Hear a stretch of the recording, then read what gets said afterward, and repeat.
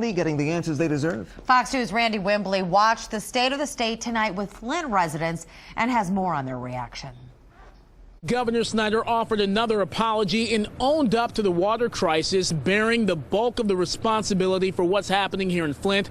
That, however, was not enough to fully restore the public trust. It's Tuesday night at the Torch Bar and Grill in Flint.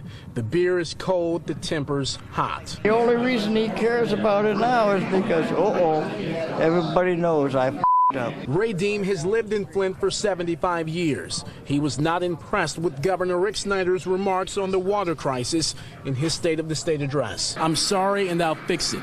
The government failed you. We're going to provide assistance for the city of Flint. That's great. I love that. If it happens.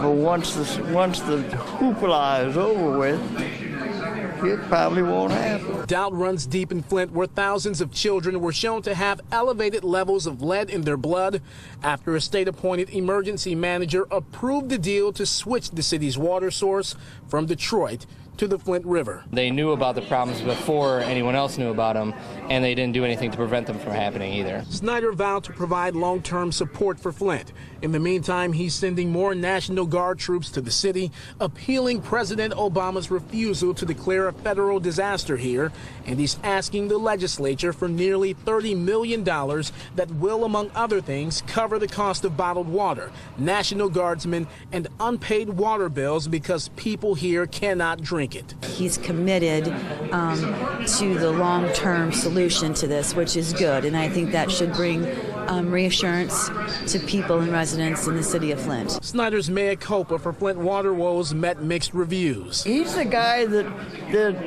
put the guy in here that did this thing. As did his promises. Given how this was handled initially, do you trust Governor Snyder to do everything that he can and what's necessary to fix this problem?